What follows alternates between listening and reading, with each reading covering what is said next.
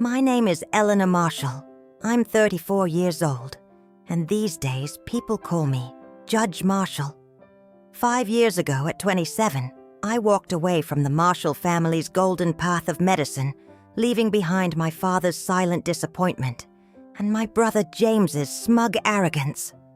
Piece by determined piece, I built a new life, one defined by justice, not surgery, until I became the youngest judge ever appointed in our district. But titles and robes don't erase old wounds. When my mother's secret wedding invitation arrived, summoning me back to the world that exiled me, I told myself I'd go to prove them wrong. What I didn't know was that returning would force me to confront betrayal pride and my own hunger for vindication. I sat at my mahogany desk long after the courthouse emptied the heavy cream envelope, staring at me like an unexploded bomb. My clerk, Diane, had placed it beside the morning docket, probably thinking it was just another gala invitation or bar association dinner. But I knew the embossed gold crest on its back flap. Marshall. My family's name. My family's curse. 5 years of silence, shattered by delicate calligraphy, requesting the honor of my presence at James Anthony Marshall's wedding. I should have tossed it into the trash, with the leftover motions denied today. But my fingers hovered over the flap, trembling despite myself. Before I could decide, Diane poked her head in. "Your 10-0 is ready, Judge Marshall." "Thank you," I murmured, slipping the envelope into my drawer, as if hiding a sin. That evening, after a custody hearing that left me hollow, I poured a glass of whiskey the same brand my grandfather drank, smoky and sharp, burning down my throat like memory. Then I opened the envelope. The invitation gleamed under my desk lamp. "James and Catherine Elizabeth Wilson request the honor of your presence.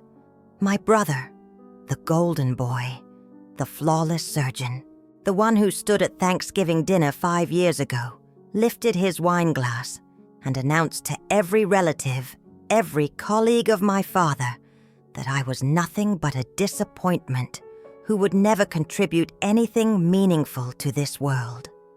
I had sat there frozen as he toasted my failure with a smirk. No one defended me. Not my father with his steely silence. Not my mother with her downcast eyes.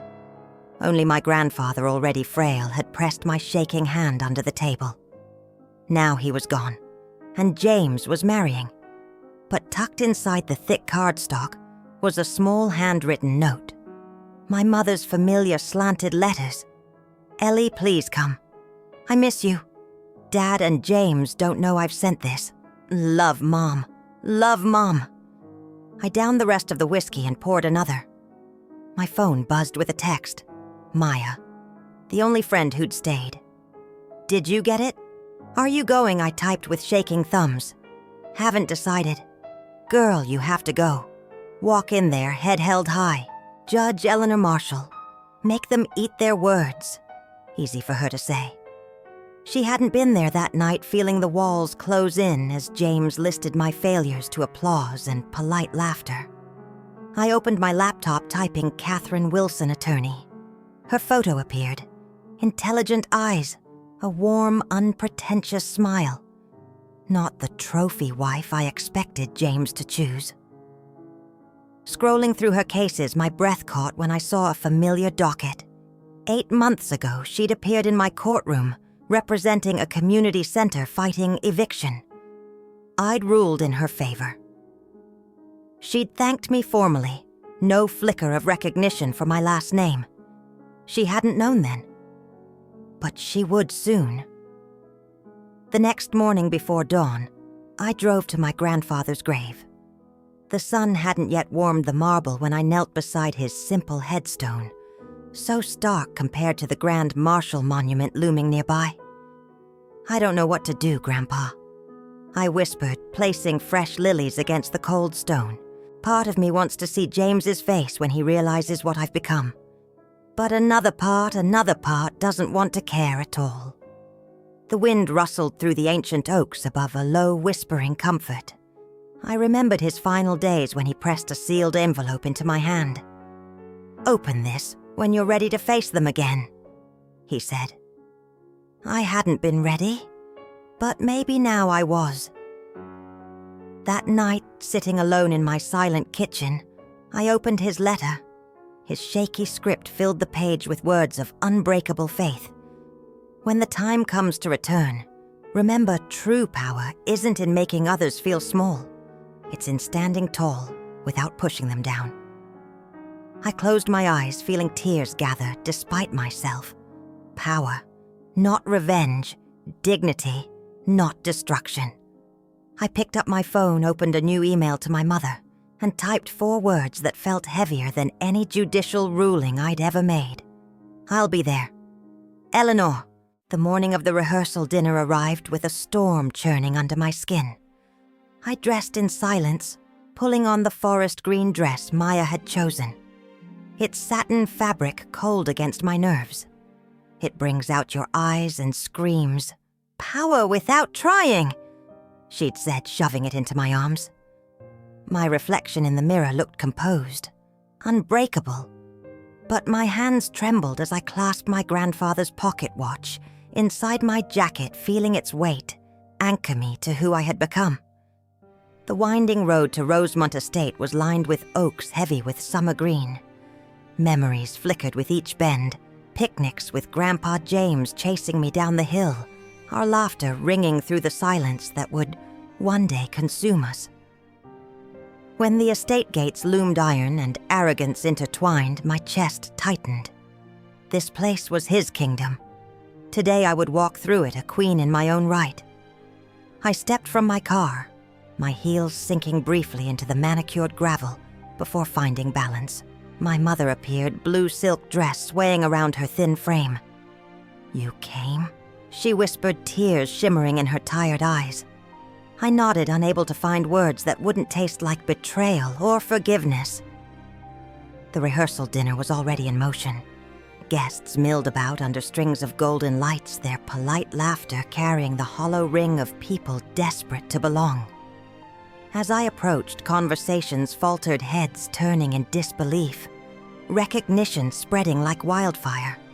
I held their gazes evenly, letting them drink in the black sheep returned, transformed into something none of them could diminish. Then I saw her. Catherine stood near the rose arch, scrolling through her phone, her blonde hair loose around her shoulders, catching the fading sunlight like a crown. Her dress was simple white cotton, elegant in its quiet defiance of the opulence around her. I was still deciding whether to greet her or slip away when her eyes lifted. They met mine across the lawn, wide and unguarded. She blinked once, twice, her lips parting in shock, before curling into a bright, genuine smile. "Your Honor," she called, hurrying toward me. The conversations around us died instantly, curiosity and confusion sharpening the air. Catherine reached me, curtsying slightly, the same respectful gesture she used in my courtroom. "I didn't know you'd be here." Her voice carried slicing through the stunned silence like a verdict. I felt rather than saw James turn. His laughter cut short. His body stiffened as he whipped around, eyes darting from Catherine to me and back again. The color drained from his face, leaving only the hollow arrogance of a man watching his perfect reflection crack. "Judge Marshall is a family friend," Catherine continued, brightly oblivious to the tension wrapping around us like barbed wire. I turned my gaze from her to my brother. His eyes locked onto mine, horror smoldering behind the veneer of control. I felt a bitter satisfaction rise in my throat, hot and metallic. "Not exactly," I said quietly, my voice steady with years of buried rage and earned dignity. James strode forward, each step vibrating with panic he couldn't mask. "Ellie," he said, his voice flat and tight. "This is unexpected, is it?" I asked, letting my words settle like knives between us. I RSVP'd. Catherine's gaze darted between us, confusion dawning. "You two know each other?" James opened his mouth, closed it, then forced a brittle smile. "You could say that," he muttered, but his shoulders slumped in defeat. My mother moved to stand beside me, her small hand wrapping around my wrist. Her voice trembled as she spoke.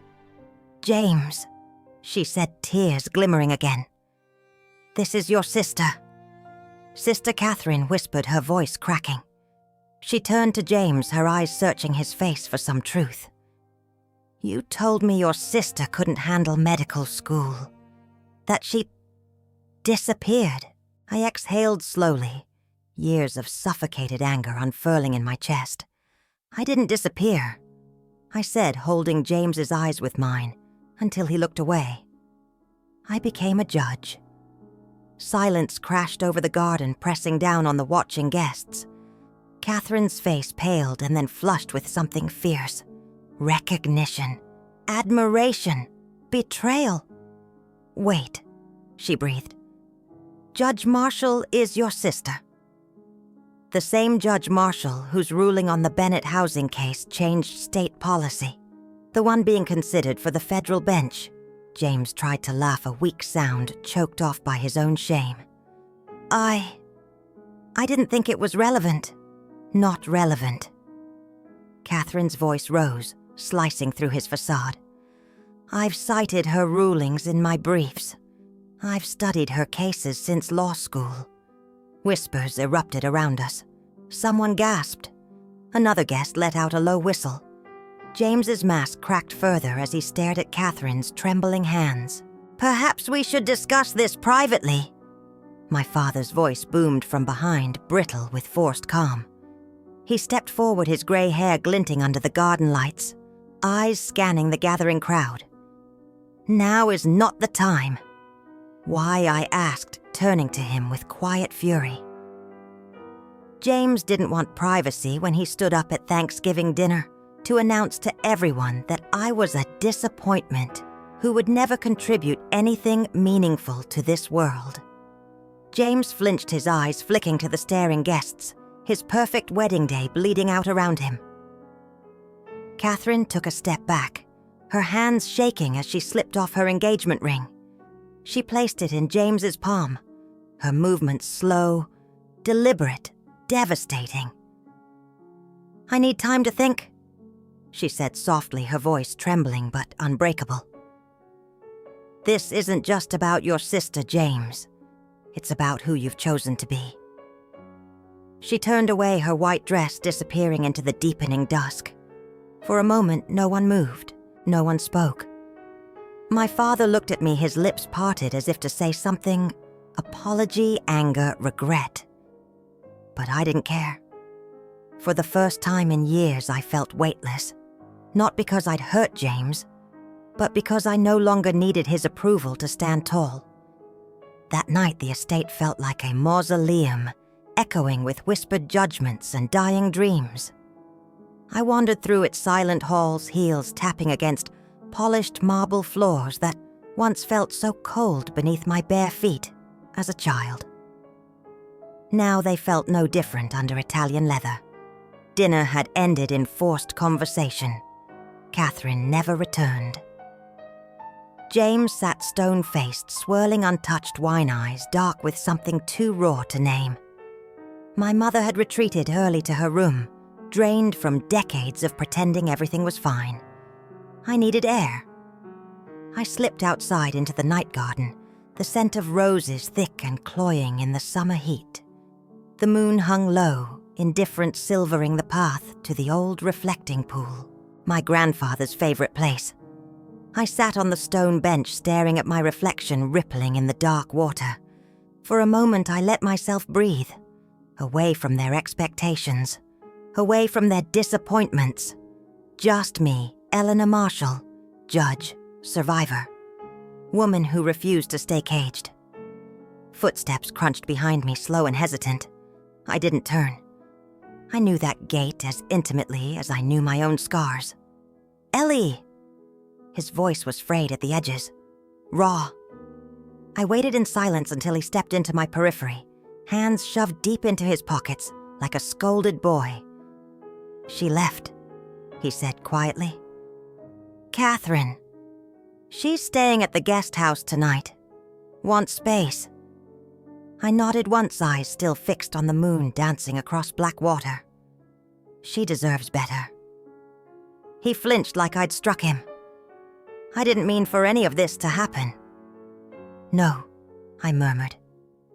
You just meant to bury me. Forget me. Rewrite the family story so your legend could shine without the shadow of your sister's choice. He sank onto the bench beside me, head in his hands. For the first time in years, he didn't look like the golden boy surgeon. He looked human, small and desperate. I almost pitied him. I was jealous, he whispered. You walked away from everything Dad wanted, everything I thought I wanted, and you built your own empire. And I stayed. I chased everything he told me to, and now... His voice broke. Now I don't even know who I am without his approval. I turned to look at him, then really look. His shoulders shook under his tailored suit.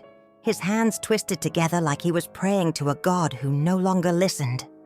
James. I said, my voice quiet, but sharp as shattered glass. I spent years thinking I hated you. But the truth is, I just grieved you. The boy who read me stories when I had strep throat. The brother who defended me from playground bullies. That boy would have been proud of me. His tears fell silently, leaving dark stains on his trousers. I am proud of you. He choked out.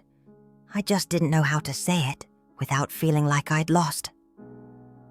I closed my eyes, letting his confession settle into the aching spaces inside me. The truth was, his pride didn't heal me anymore. His shame didn't define me anymore. His apology wasn't a redemption arc for either of us. You didn't lose James, I whispered. You just chose a path that was never yours to begin with. He looked at me, eyes wide, vulnerable, in a way that almost broke me. What do I do now? I turned back to the moonlit water. Figure out who you are when you're not performing for Dad, or anyone else. Figure out what makes you wake up at 3 a.m. with fire in your veins. Then do that, even if no one applauds. He scrubbed his face with trembling hands. And you, can you ever forgive me? Forgiveness. The word tasted foreign on my tongue, heavy, complex. I don't know. I admitted honest to a fault as always, but I'm willing to try. One conversation at a time, one honest word at a time. Because forgiveness isn't for you, James. It's for me, so I can keep walking forward without dragging your sins behind me. He nodded shoulders, sagging in exhausted relief. Thank you. I stood brushing off my dress, the satin whispering against my legs. Don't thank me yet. Redemption is earned, not granted. As I walked back to the house, I heard his quiet voice behind me. I'm proud of you, Eleanor. I always was. I was just too afraid to say it. For the first time that day, I let myself smile. Not for him, not for their approval, but for the girl I used to be who once sat in this very garden, staring up at the mansion lights, believing she would never belong. She was right. I didn't belong in their world. I built my own. And it was far more beautiful than anything the Marshall legacy could ever have given me. Monday dawned cold and clear, the courthouse looming in dawn's blue shadow as I walked up its marble steps. My heels echoed with steady confidence, each strike a reminder I no longer carried their judgment like a chain around my throat. The gold letters above the entrance read, District Court of Marshall County. For years that name mocked me, a daily brand of the family that discarded me. Now I walked beneath it, unflinching. I had reclaimed it in my own way. Diane greeted me at chambers with fresh coffee and the day's docket. Morning Judge Marshall.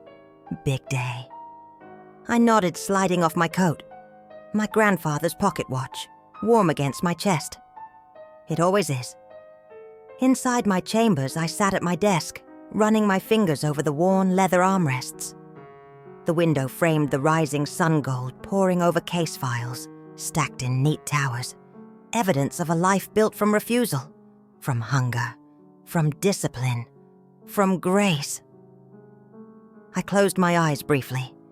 Catherine's tearful gaze as she placed her ring back in James's hand, my mother's trembling fingers wrapped around mine as she whispered, "I've missed too much of your life already, Eleanor." James's broken voice in the garden. "What do I do now, forgiveness?" It wasn't a crown I bestowed. It was a door I unlocked for myself to walk forward lighter, unshackled by bitterness. "Judge Marshall, your 9 a.m. custody hearing is ready," Diane called softly from the door. "Thank you," I replied, rising to adjust my black robe. The fabric settled heavy across my shoulders, a comforting burden.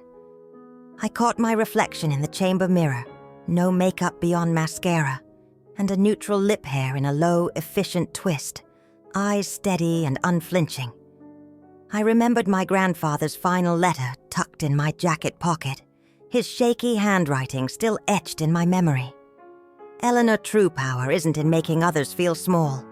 It's in standing tall, without pushing them down. The Marshall legacy isn't medicine, law, or any single profession. It's integrity, courage, doing what is right, even when it is difficult. By that measure, my dear girl, you are the greatest Marshall of them all. Outside the courtroom buzzed with murmured conversations, shuffling papers and nervous whispers. Lawyers gathered in tailored suits. Clients wrung their hands, the air thick with hopes and fears. I walked to my bench with practiced grace, every eye turning toward me. "All rise," the bailiff announced. "The Honorable Judge Eleanor Marshall, presiding." I settled into my seat, scanning the docket, feeling their tension pulse in the silent room. Their eyes didn't see a failure, a dropout, a disappointment. They saw a judge, a decision-maker, a protector, a reckoning. I looked at the first case file, fingers resting lightly against its edge. Somewhere far from this courtroom, James was waking to a life no longer dictated by our father's expectations. Catherine was rebuilding herself with the quiet dignity I'd glimpsed behind her legal brilliance. My mother, for the first time in decades, was speaking truth instead of rehearsed lines. I couldn't fix them, but I could choose what legacy to leave behind. I glanced down at my hands, once trembling under surgical scalpels, now steady over gavels and lives. Then I lifted my gaze to the waiting attorneys and spoke with the calm certainty born of every wound I ever carried. "Let's begin."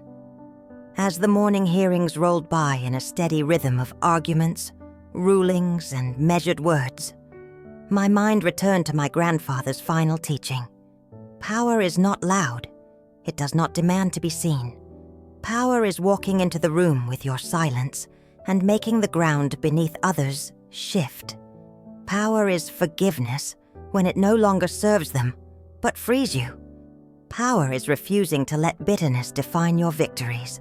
Power is doing the right thing because it's right, not because it proves them wrong.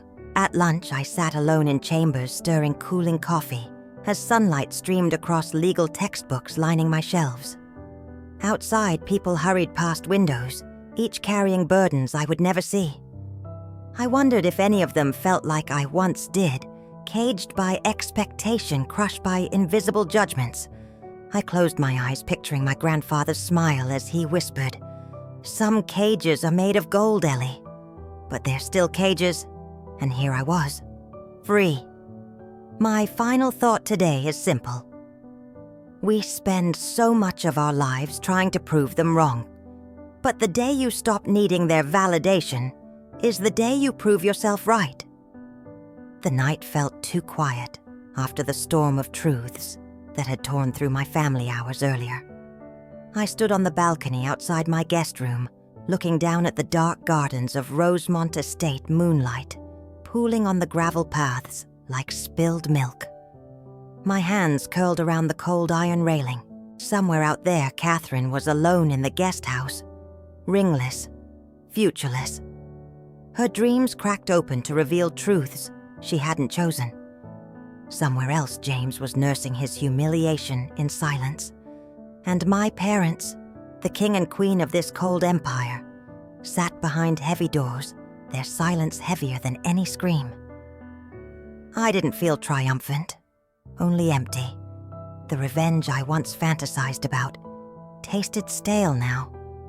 I'd spent years imagining this day, the moment James's arrogance shattered the instant my father was forced to see me as more than his failed heir the second my mother would finally say she was proud. And now that it was here, I felt like a child pressing her palms against frosted glass, watching a home she could never re-enter. I left the balcony and walked down silent corridors, passing portraits of ancestors glaring down at me with painted disapproval. My heels echoed with each step, and I imagined every martial spirit wincing at my existence. Good, let them see what they tried to bury. I found my way to the library, pushing open the carved oak doors. The scent of leather and old paper wrapped around me, familiar and suffocating. The fire had burned down to embers, casting the room in bruised orange shadows. My grandfather's favorite armchair sat by the fireplace, worn smooth where his hands once rested. I crossed the room, sank into it, and let my body curl into the faded cushion, my legs tucked beneath me like a little girl again. I pulled his pocket watch from my jacket, flipping it open. Its tick was steady, stubborn, a reminder of who I came from. Engraved inside were his initials WJM and a tiny photograph of us on my law school graduation day. He looked so proud. He had always been proud, even when everyone else flinched away from my choices like they were contagious. I wish you were here tonight. Grandpa, I whispered into the crackling quiet. You always knew I'd come back stronger. You just didn't tell me how lonely it would feel. The door creaked softly. I didn't turn. I felt him before I saw him. The presence I had memorized from childhood. His cologne, expensive and sharp, mingled with the scent of old books. My father. He stepped into the firelight, his shadow stretching across Persian carpets and law books lined like soldiers behind glass. For a moment, neither of us spoke. Then he walked to the sideboard, poured 2 fingers of whiskey, and handed the glass to me. I accepted it in silence. His hand trembled just enough for me to notice. He sat across from me in the leather wingback chair, his posture immaculate, despite the fatigue etched into his face. We drank in silence. The fire popped and shifted, casting fleeting light across his features, highlighting the hollows under his eyes. When your grandfather died, he began his voice low and rough. He told me I was going to lose you. I didn't move. He said my father continued, staring into his glass. Robert, you're so focused on making her what you want that you can't see what she is. And one day you'll wake up and realize she's gone, not because she left, but because you never saw her at all. His shoulders slumped as if the confession itself weighed him down.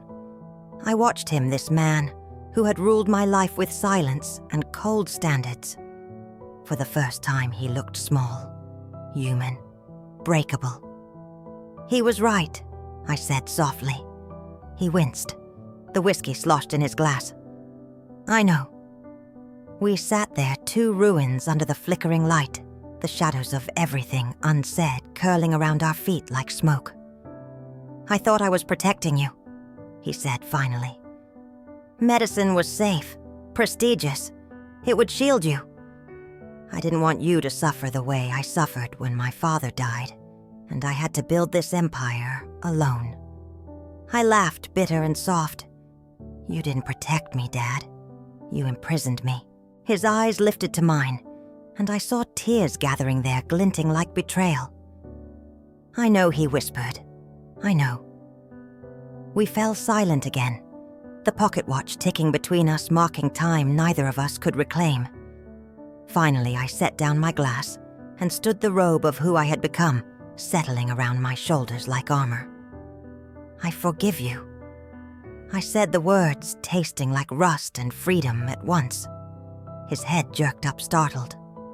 Not for you, I added quickly, my voice steady, unflinching. For me. Because I refuse to spend the rest of my life chained to your failures. I turned to leave, but his voice followed me, trembling. I'm proud of you, Eleanor. I paused with my hand on the door. For a moment, I let his words settle into the hollow places they had once carved out of me. But when I stepped back into the dark corridor, I realized something profound. His pride no longer completed me. It was just a sentence, another ruling in a case already closed. I walked through the silent mansion, back to my room, back to my world. Outside, the moon still hung low over the gardens, illuminating the gravel paths where I once ran barefoot and unseen. Now, each step I took felt like thunder, rolling through a kingdom that never welcomed me, but would always remember me. In the quiet sanctuary of my room, I sat by the window watching the shadows shift across the marble drive. I thought of Catherine sleeping alone in the guest house, her life cracked open, but her spirit still burning. I thought of James curled in a bed that felt colder tonight, his illusions stripped bare. I thought of my mother weeping quietly into her pillows, wondering when she stopped choosing herself. And then finally, I thought of myself, Eleanor Marshall, 32 years old, judge, survivor, daughter, sister, woman. I pressed my palm against the window pane, feeling the cold seep into my skin, grounding me. Tomorrow I would return to my courthouse, my world, my decisions, and my truths. I would walk into courtrooms where my words became law, where no one cared if I had disappointed my family, because I had never disappointed myself. I closed my eyes and whispered into the silent room, a prayer or a promise, or perhaps both. Power isn't in making others feel small. It's in standing tall without pushing them down. And as the first blue light of dawn crept over the estate painting, the walls of my childhood prison in color, I realized I had already won. 1 year later, I walked through the security gates of the federal courthouse, the dawn light spilling across marble floors like liquid gold. My heels clicked in measured certainty as clerks and attorneys stepped aside to let me pass. Some nodded respectfully. Others averted their eyes, intimidated by the reputation that now preceded me. Judge Eleanor Marshall, the equalizer. That's what courthouse staff called me, for my ability to cut through arrogance and find balanced justice. I didn't mind. The title felt honest. My chambers overlooked the city skyline, hazy in the early morning sun. I placed my grandfather's pocket watch on my desk, its steady ticking, grounding me to every hard choice that brought me here. The day's docket sat neatly stacked beside it, today's cases already scribbled into my mind. But one name burned brighter than the rest. Wilson Community Legal Services versus Northland Development Corporation. I closed my eyes, a flicker of a smile tugging at my mouth. Catherine. She had spent the past year building her own legacy. After canceling her wedding to James, she left Rosemont with nothing but a suitcase and her law degree. Within 6 months, she established her own public interest firm, focusing on housing rights and community preservation. Rumor in the legal community said an anonymous donor funded her launch. It wasn't a rumor. My mother had written the check after stepping onto the Legal Aid Foundation board, finally choosing her own voice over silence. For the first time, she wasn't just the doctor's wife. She was Eleanor Marshall's mother. At 9 a.m. sharp, the bailiff called court to order. I walked in, robe swirling around my ankles, black and heavy, a symbol and a shield. The lawyers stood as I approached the bench. My eyes scanned the plaintiff table, and there she was, Catherine. Her blonde hair pulled back into a sleek twist navy suit, crisp and understated, her posture radiating quiet authority. She didn't look like the trembling bride-to-be I'd met under a rose arch. She looked formidable. Your Honor. She began, her voice steady and clear. Wilson Community Legal Services represents the residents of Westwood Towers in their injunction against Northland Development's unlawful eviction order. I listened to her opening argument, precise and impassioned. Her words carried a confidence earned in courtrooms, not cocktail parties. She spoke of single mothers forced from homes, elderly tenants, threatened with displacement, community ties, severed by corporate greed. As she spoke, her eyes flicked to mine with fleeting vulnerability, as if remembering every fracture that had brought us both to this place. The defense counsel rose next, a polished man in an Armani suit, his smirk dripping with rehearsed superiority. "Your Honor," he drawled, "my client is simply exercising their rights under the new redevelopment ordinance. These tenants were offered fair relocation stipends." I raised an eyebrow, interjecting before Catherine could object. "Counselor, your client's filings failed to note multiple non-compliance citations issued over the past year. Care to address that before we continue?" His smirk faltered. Catherine suppressed a small smile, eyes dropping to her notes, shoulders relaxing just slightly. She knew I had read the entire file. I always did. As the hearing continued, I watched her work her calm objections, her strategic pauses, the way she folded her hands together to hide their trembling when the defense struck too personal a blow. She reminded me of myself years ago, a woman walking into a courtroom, full of men who mistook kindness for weakness. Except Catherine didn't break. She burned. During a brief recess, she approached the bench for a procedural clarification. Leaning close, her voice dropped to a whisper only I could hear. "Thank you, Your Honor, for everything. For how you ruled today. For who you are." I met her gaze. There in her clear gray eyes, I saw no remnants of the naive bride who once asked me how to impress the Marshall family. She was a woman now forged in heartbreak and truth, standing unbowed in her convictions. "This isn't about me, Miss Wilson," I said softly, careful to keep my tone judicial despite the words that pressed against my ribs. "You're here because you earned it." Her lips curved into the barest smile before she stepped back to her table. The rest of the afternoon blurred with arguments and exhibits, affidavits and statutes.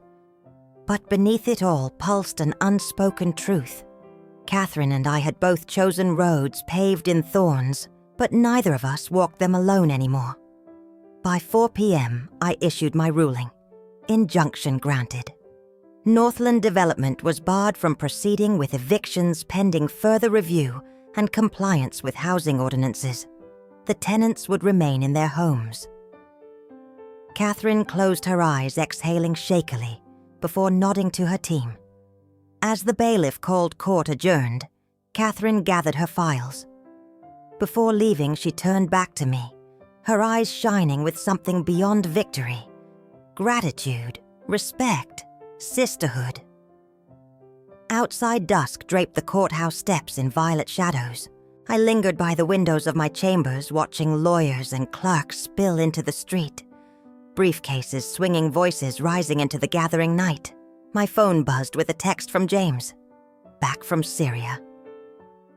"Can we meet for coffee this week?" I stared at the message, feeling old scars twinge with memory. James had spent the past year working with Doctors Without Borders, trading prestige for purpose surgical theaters for desert tents. He was learning humility, one incision at a time. Our conversations were cautious now. Fragile bridges rebuilt plank by plank. I typed back Thursday noon. Works. Behind me, the pocket watch ticked, counting down seconds in a room that once held only shadows, but now thrummed with light. I reached for it, feeling its warm gold in my palm, remembering my grandfather's final letter. Eleanor True Power isn't making others feel small. It's in standing tall, without pushing them down. I slipped the watch into my robe pocket and turned off my desk lamp. The courthouse was darkening around me, quieting after a day of battles won and lost. But outside these walls, beyond marble columns and security gates, the world waited messy, flawed, beautiful, in desperate need of people who refused to bend to inherited legacies. People like me, people like Catherine. As I stepped into the cooling night, moonlight illuminating the path ahead, I felt a stillness settle in my chest. For years I thought power was winning, proving them wrong. But now walking down the courthouse steps, I understood. Power is standing tall in your truth, with or without their applause. And for the first time, I didn't need anyone to see me. I saw myself, and that was enough.